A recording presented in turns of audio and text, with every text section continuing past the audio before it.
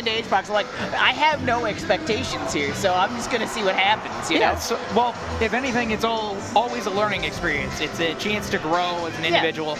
And through these 11 events, we've seen a lot of these players grow and become even bigger competitors than they were at the very start. We'll go ahead and get started here as Hungrybox and OG Kid go at it. You know, I've also had to actually play OG Kid in bracket here as well, and he is equally as scary for somebody like me. Like, he's equally as scary to go against, because like I know he's good, I know he's got experience. We see him here all the time, and we see him perform well all the time. I think Hungrybox has the advantage. I don't think it's undoable, or not. I don't think it's impossible. So we'll see. We'll see. At the moment, we do have HBox showing the lead. He's got that just kind of strong neutral game. A good sense of where to put Jigglypuff's back air, which is generally everywhere, but you know, like we're seeing it from OG Kid. He's approaching the stage with back airs. We're seeing HBox approaching OG Kid with back airs. We're gonna see a lot of them. I would be kind of impressed if we could have a running tally, but I think that's something that can only really be done in post-process. Yeah, very much so. But what I will say about this matchup is that it's a lot slower compared to a lot of the other matchups we've been seeing on stream. Yes. You can tell that that Jigglypuff, and Slowplay has mentioned this earlier, very defensive, just wants to not really commit to anything and let them make a mistake. Yeah. Especially, you know, with the ledge, they can hang out there for a long time. Yeah. They really want to. Jigglypuff is kind of funny in that regard. They're like your standard rogue in just about anything. They'll blow you out, but they're also mostly sitting there waiting for you to make mistakes. And we actually, I think, just saw OG Kid got the first stock off of Hungrybox, but then it just flipped around. So they're even again. But as you mentioned, you know, slower game. We're now 2 full minutes into this game, and we've only lost 2 stocks. Whereas we've also seen sets where in 30 seconds, somebody's almost gone. Yes, very much so. So if anything, this is more of a patience game in this matchup. Who is gonna commit harder first and make a mistake? Right now, it looks like OG Kid is going to be the one that's making those mistakes. Hungrybox takes advantage there. And with the weight classes of this character, we're not going to see a lot of like multi-hit chains. It's going to be a lot of just single-hit boxing, you know, zoning tools, really. And that's kind of what you have to do with Jigglypuff. You kind of have to think about Jigglypuff like a zoner. She's got this big space that says, my back air goes here, and you just have to deal with that. Again, these two just still trying to find openings.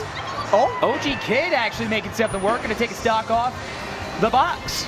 That was a very clean puff drill into up smash there. He waited very patiently, and I don't know how he saw that opportunity, but he saw it, and he took it and capitalized on it. That is what you got to do here. Yeah.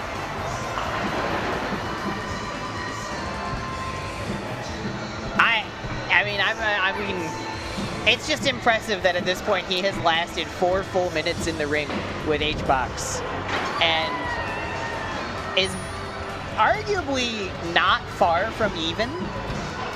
I mean, he's had a bunch of experience with Hungrybox before, but unfortunately has not won a set. He is 0 for 7 when going up against the big box. Maybe things might turn around here.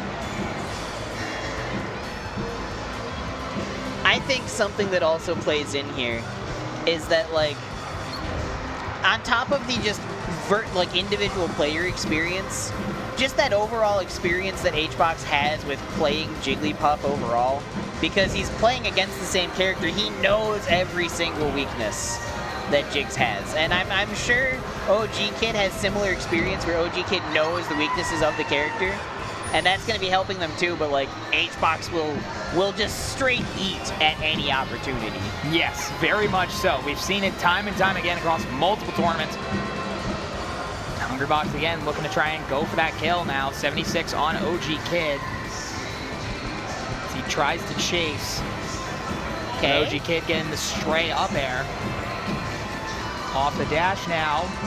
OG Kid getting that center stage neutral position. Maintaining that center stage neutral position.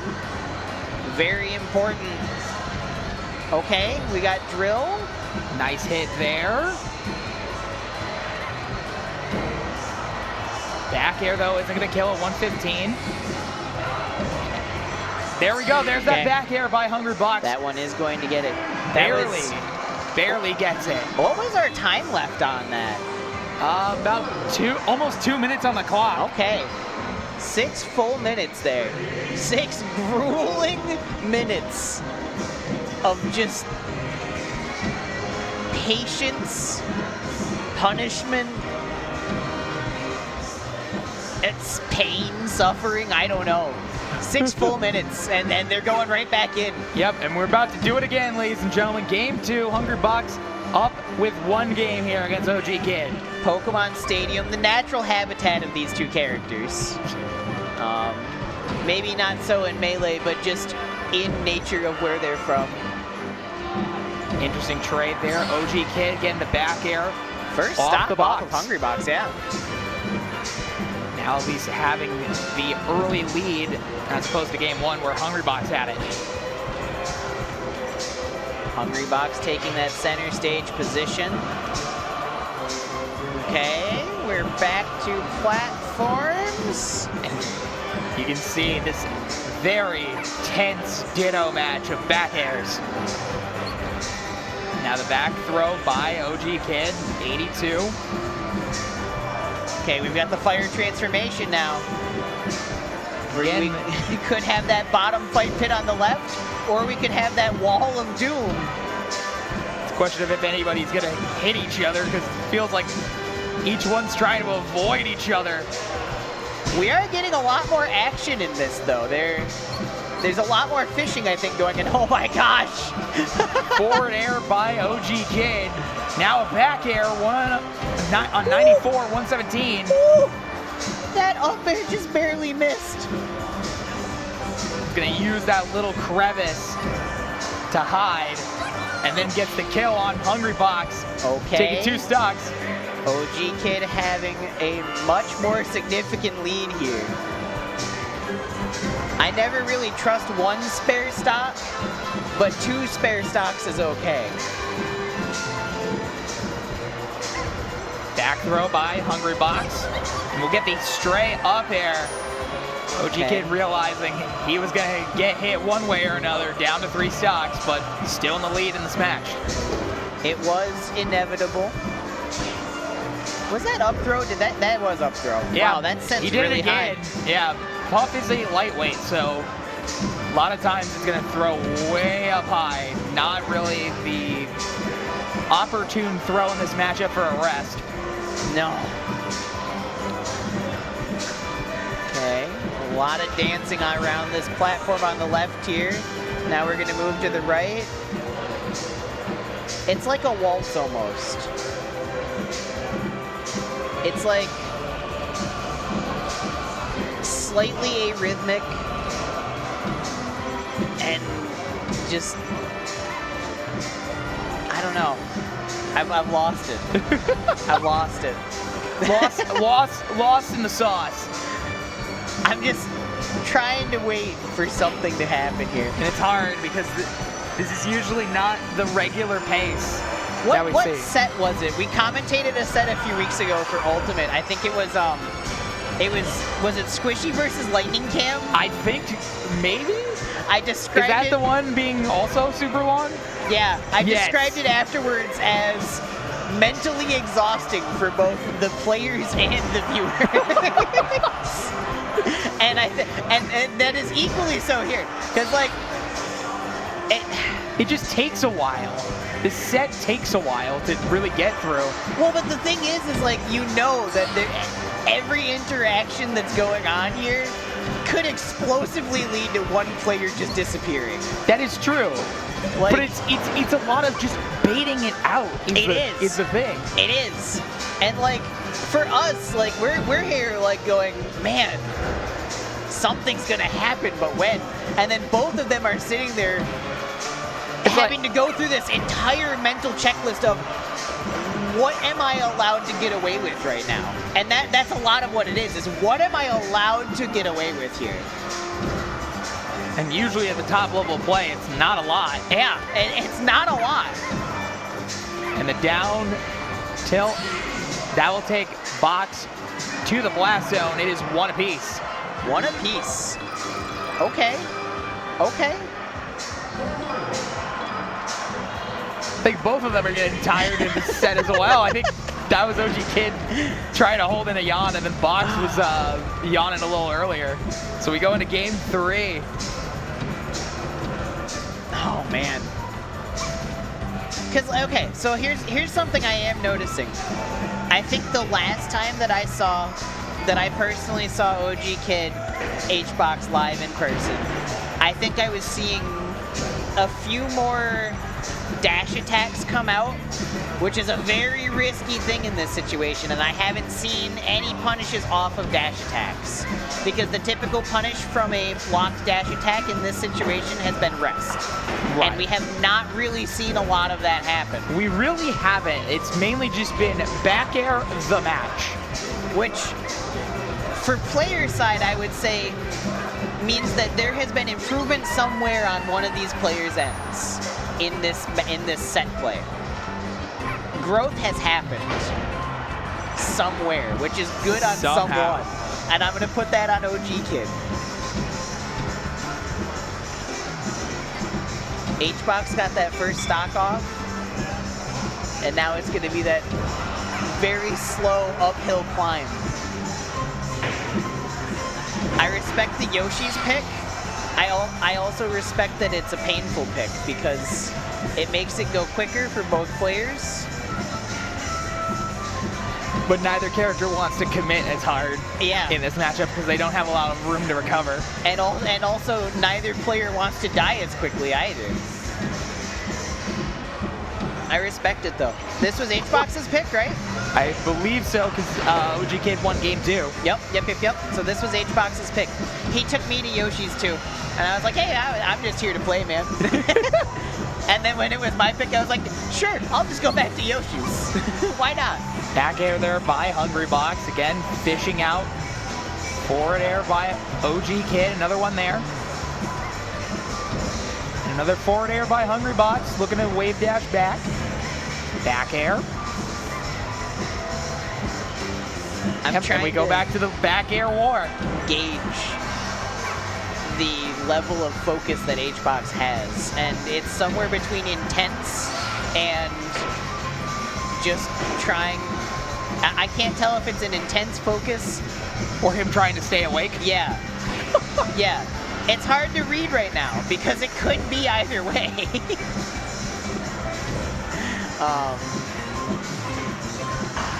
OG Kid, he's focused. He's focused. He is focused. Got another stock off Hungrybox. 2 stocks apiece here as we go 3 minutes into the match. You know, I always get excited about Randall here, but my boys, the Shy Guy squad here, those guys come into play sometimes. Oh, okay. Oh, there it is. There it is. They beat up the Shy Guys. Just beat them up for their lunch money. And then went back to the back air war. But like sometimes the Shy Guy will eat a hit instead of the player. And it comes into play very rarely. Oh. The squad. Back air by Hungrybox again. OG Kid gets back to the platform, center stage. Got caught trying to approach a little too aggressively. There you go. There's the punish. There it is. Down to last stock for OG Kid in game 3, the swing game of the set. We are at About 4 the minutes. 4-minute mark, yep. Halfway through the match timer. Yeah, again, just compared to the rest of the matches we've seen, yeah, these have been on the longer end of the spectrum. Yeah, a little bit. It is the matchup of all time. Partially because it uses a lot of time, but it is a matchup of all time for sure. A very greedy up smash. That could have been a rest from HBox for the game there. Yeah, something that not Alcalo in the chat's looking for. He wants a rest by one of these two. We haven't seen any this set, I don't think. Yeah, no, neither have really gone for the rest. Okay. HBox now at his last stop. Just a basic throw. Again, the OG kid at high percent. Any mistake here, and Hungrybox will capitalize. There it is. Just like that. Forward air that time, I think. I think it was still back air. I think it was. My confidence wasn't there on that forward air. I questioned it. No, you're right. We go into game 4 now, on to Battlefield. Okay. A little bit more livelihood, a little bit more living. That funny little Battlefield ledge here. We'll see how it all turns out. Hungrybox looks to try and advance into winners finals from here. Okay. Honestly, I wasn't really sure how far along in bracket we are. Winners semis, that's pretty good along. I do know that they are getting ultimate set up downstairs for the stream. They had a decent amount of that at least getting set up. Yeah, our ultimate stream, unfortunately, the guys at Duo Studios, as they were heading over here, they had a bit of a flat tire. Now they're just, the two of them are just dancing over here. Oh my goodness. We're schmoving. Just moving back and forth. A little bit of the ditto dance. I don't remember how long ago this was, but this was like many, many years ago when I was still living in the Upper Peninsula. I was like watching HBox videos for some particular reason, and it's something that he was saying in that video had stuck with me a long while ago, and he was talking about like player psychology and how a lot of players will do like the same thing 3 times in a row, and how he tries to avoid doing things any more than like 2 times in a row.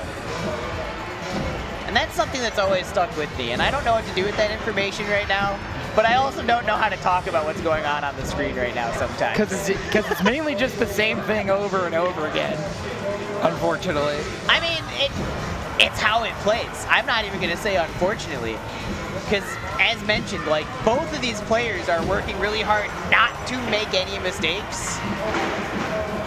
Yeah, and they're going high. A little bit risky there, but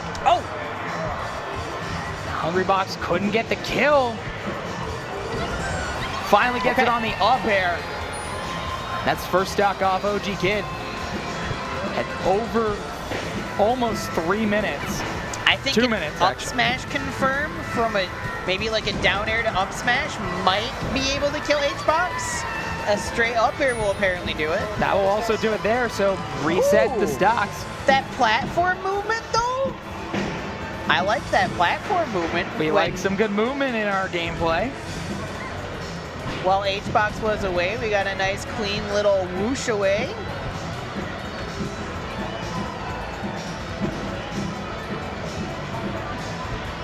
Okay, top platform gameplay here.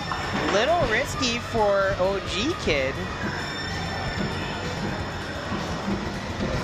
HBox has center stage.